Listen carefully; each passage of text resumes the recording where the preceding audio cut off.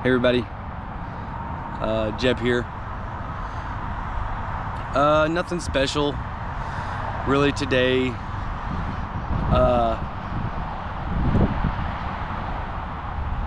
I do want to say that I have been communicating with people through emails and things of that nature. I think I'm going to stop that, except for with maybe one or two people.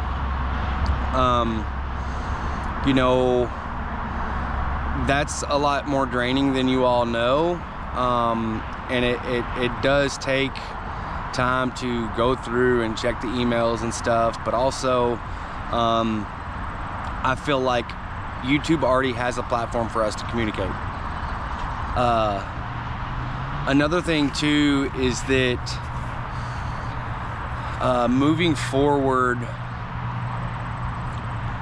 I want to be even more secretive about what's going on,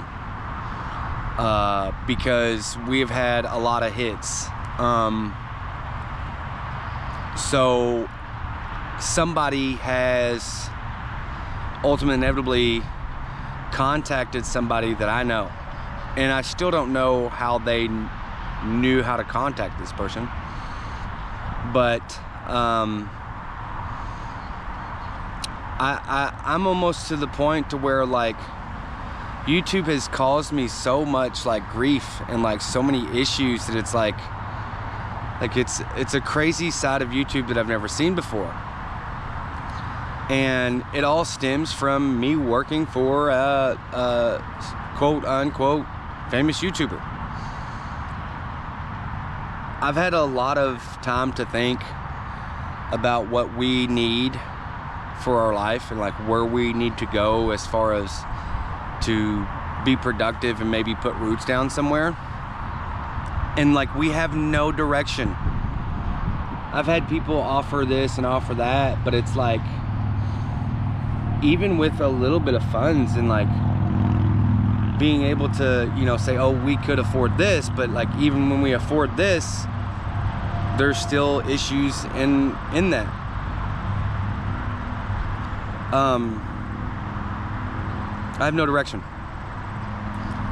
Like I'm not defeated, but I feel defeated, if that makes sense. Like I don't know where to go, what to do. Any job that I go to apply for at this point isn't going to be spoke about. So you guys can keep asking about, oh, get a job, get a job. I'll be working and you won't even know it. I've got a lot of pressure on me right now. I've got a lot that I'm dealing with outside of YouTube, along with the YouTube community. So this is something that has built and bottled for a little bit. I spoke with a really good friend of mine yesterday, and I pretty much told him like I'm done. And he told me, he said, I don't like quitters. And so I'm here. I'm not gonna quit YouTube because I enjoy this. I really enjoy getting on, making videos, and like coming up with like real wholesome, authentic content about our adventures and like what we're going through. And that really good friend of mine has like stuck by my side and like really has been neutral in the situation. Like he hasn't like over exalted or like tried to be on one side or the other. Like he's really stayed neutral. He's really been somebody that has like, I don't want to say like a father figure, but you know, I've never met my father, and the one man that was supposed to be my father was abusive in multiple ways. And what I mean by like I have an adopted father anyway. But like I'm to the point now to where it's like I can go anywhere, I can do anything, and yet I don't know where to go, and I don't know what to do.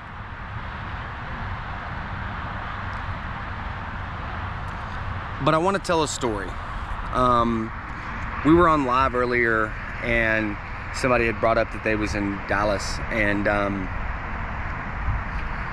I was in Dallas, Texas one time. I had nothing but the clothes on my back, And I'd gotten there because a friend of mine had said, oh, let's go down to Dallas. We'll get a job at a car dealership that my dad runs. Well, we got to Dallas and he took off, never seen him again. Wasn't really a friend. But anyway, I can remember walking through downtown Dallas. It's like really late at night, you know, 2, 3 o'clock in the morning. I'm like, what? Like, I'm defeated once again. Like, and like I literally fell down on the curb, on the sidewalk, and I'm crying. I'm like, you know, crying. And I'm like, oh, nobody cares about me. It doesn't matter, da, da, da. And like, I feel like this, like pick me up off the curb, and an audible voice tell me, I've got you, son. And I walked down, I walked into the Greyhound station, didn't even know why, but I knew that it was open, I could go in there. And I walked into the Greyhound station, and there to the right-hand side, there was this African-American gentleman, and he said, hey, you okay? Come here. And I told him what was up, and he bought me a ticket back home to Kentucky.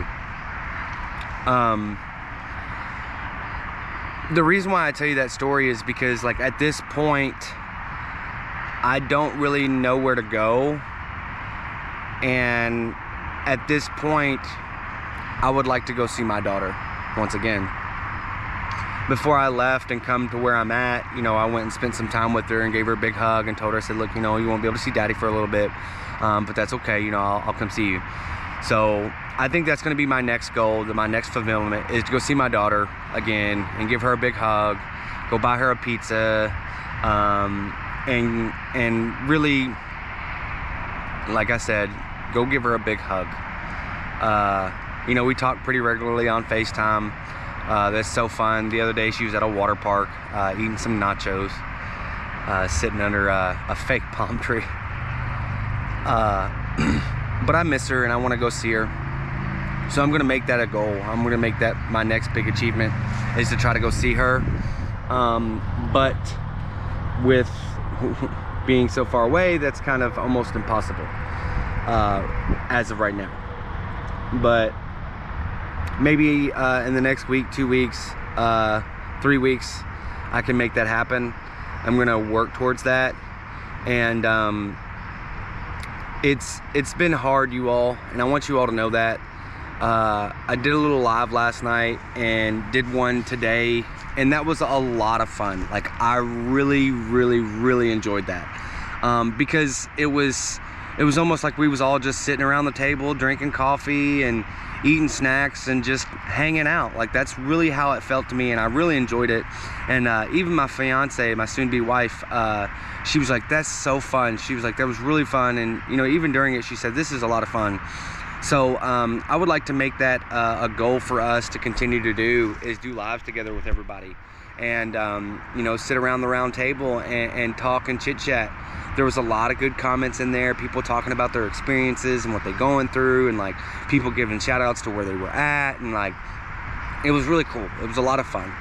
So everybody, if you're watching and you know, we've had correspondence, if I don't reach out, it's nothing offensive towards you all. I just think that maybe I need to separate YouTube and my personal life, and I feel like me answering and talking to people on emails is like that's almost too personal for me.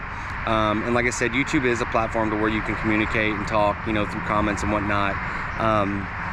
I will stay in correspondence with a couple other people, just because I feel that it helps me to talk to these people. And you have all out there, like, you know who you are. But before I go, I want to address one more thing, is all of the hater channels out there. I want to apologize for any wrongdoing that I've done to you, any you know, jokes that I've made, or parodies and things of that nature. You know, I like to take my frustrations out a certain way, and I have a really weird, crude sense of humor, and honestly, I like to just, you know, play around and have a lot of fun, because I'd rather have fun than be pissed off and miserable all the time. Like, the alternative to my attitude is being a miserable POS. So I love you all, and I hope and pray that everybody has a wonderful evening. And I think we are going to try to figure out something for supper here shortly, and have an early dinner, and that way we can wake up in the morning and get to church. Love you all. Bye.